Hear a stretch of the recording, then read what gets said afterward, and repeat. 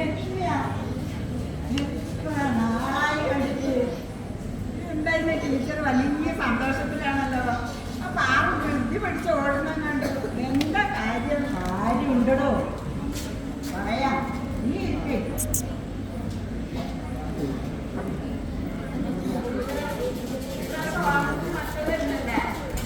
അല്ലെങ്കിൽ അവരെടുത്ത് പോകാം. കൂടെ കാണാൻ ഒന്ന് നാട്ടിലെല്ലാം വന്നിട്ട് അവര് വരുന്നേ ഒരു സർപ്രൈസ് വരമെന്നാ പറഞ്ഞത്. കുഞ്ഞു മക്കളെ കാണാൻ കൊതിയാവും.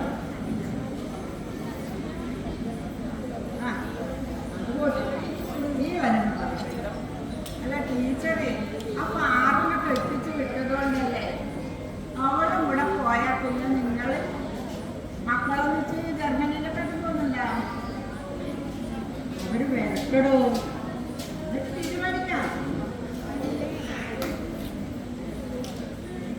എനിക്ക് വയസ്സാവും. കാറിന് പിന്നെ ആരാ? അവളും നന്നായി ജീവിക്കട്ടെ. അച്ഛനില്ലാതെ അമ്മയില്ലാതെ. അല്ല അത് ടീച്ചർ ചെയ്തതൊരു നല്ല കാര്യമല്ലേ. ആരുമില്ലാതെ ഒരു കുഞ്ഞിക്കൊരു ജീവിതം കൊടുക്കാൻ കഴിഞ്ഞില്ലേ. അതിന്റെ ഗുണം ടീച്ചർക്ക് കിട്ടാണ്ടിട്ടില്ല. ഇപ്പോഴത്തെ കാലത്ത് ആരും എങ്ങനെയൊക്കെ ചെയ്യുന്നത്. അമ്മേ നല്ല കിടക്കണ കരഞ്ഞൊരു മയക്കൂടെ കിട്ടിയിരുന്നേ. ഇത് പൊരിക്കണോ ഫിഫ്റ്റിനാണോ? സന്തോഷം. മക്കൾക്ക് ഇഷ്ടമുള്ളതാക്കി കൊടുക്കേ. ലക്ഷ്മിയൊക്കെ നേരത്തെ വന്നു. ഞാൻ നേരത്തെ വന്നോളാം. നിങ്ങൾ പറഞ്ഞിരിക്കുന്നുണ്ടാക്കട്ടെ. ടീച്ചർ എടുത്ത് തന്നെ ഇരുന്നിട്ട് ഇങ്ങനെ രണ്ട് പഴമെല്ലാം പറയുമ്പോൾ എന്റെ മനസ്സിനൊരു സമാധാനം. ഇനിയിപ്പോ ടീച്ചറും കൂടെ പോയാൽ പിന്നെ ചാരുവിടും. നീ വിഷമിക്കണ്ട. നിനക്ക് അവിടെ ഒന്നും പറ്റില്ല. വേഗം വരില്ലേ. എനിക്ക് എൻ്റെ നാട് തന്നെയാണ്.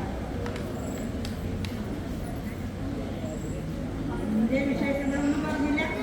നീ എത്ര നാളായല്ലേ ഇങ്ങോട്ട് വന്നിട്ട്? ഏതാളായി എന്നാ തിരക്ക്? ഞാൻ ടീച്ചർ കാണണമെന്ന് കുറേ നാളായി വിചാരിക്കുന്നത്. സമയം കിട്ടണ്ടേ ടീച്ചറ്?